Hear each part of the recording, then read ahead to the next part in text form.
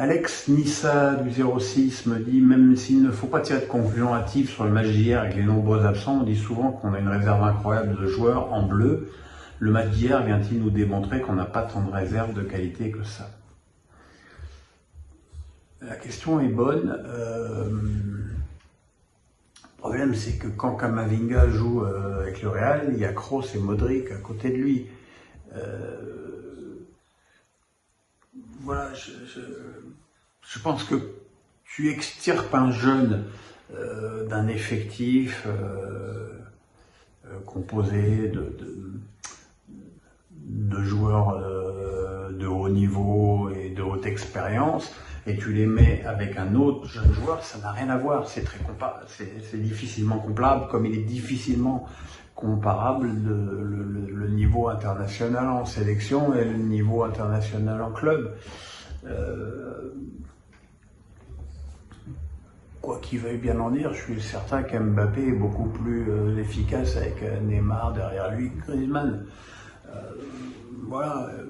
Et en défense, je pense que, à moins encore une fois qu'il y ait eu un problème de blessure de dernière minute, je pense que Deschamps a fait une erreur en ne mettant pas Varane hier en défense, et que la charnière Badiachil, Saliba et Upamecano était beaucoup trop jeune et inexpérimenté, et s'est mis à paniquer dans des moments où il fallait peut-être. Et puis il n'y avait pas Loris dans les buts non plus, il y avait Areola, donc ça fait beaucoup. Donc je pense que dire que oui, on a des jeunes, mais comme leur nom l'indique, c'est les jeunes. C'est Saint-Raymond Domenech qui disait, avec les jeunes, quand tout va bien, tout va très bien, et quand tout va mal, tout va très mal.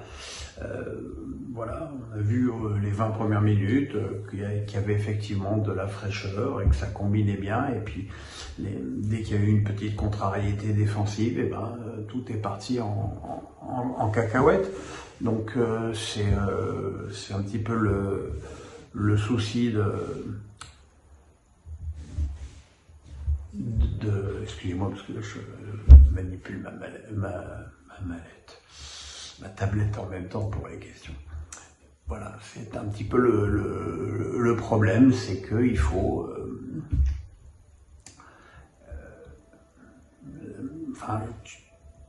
comment tu peux imaginer qu'avec 15 absents, une sélection nationale, voire même une équipe, peut-être compétitive? Je pense que dans les 57 jours qui restent avant la Coupe du Monde, le plus important, c'est que l'équipe de France retrouve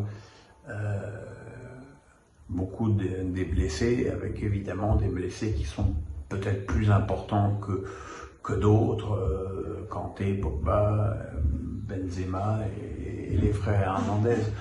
Là, évidemment, tu mets ces 5 joueurs en plus, je ne pense pas que le résultat soit le même.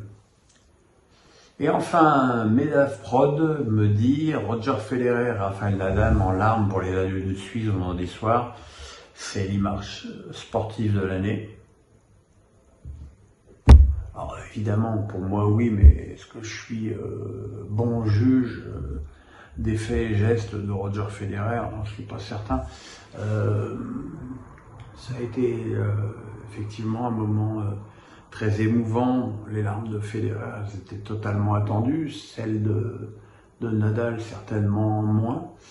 Et ça prouve qu'au-delà d'une terrible rivalité, il y a une amitié qui peut naître, et c'est très rassurant, très rafraîchissant.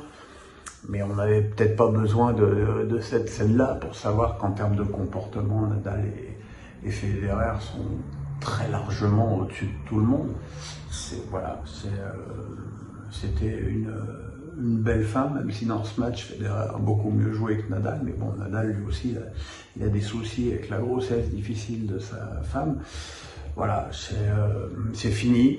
Voilà, de toute façon, je regarde tous les matchs de Federer depuis qu'il a 34 ans, comme si c'était le dernier. Donc, je me dis que j'ai eu 6 ans de rab inespérés, avec 3 titres du Grand Chelem et une finale de Wimbledon fantastique contre Djokovic. Donc merci Roger.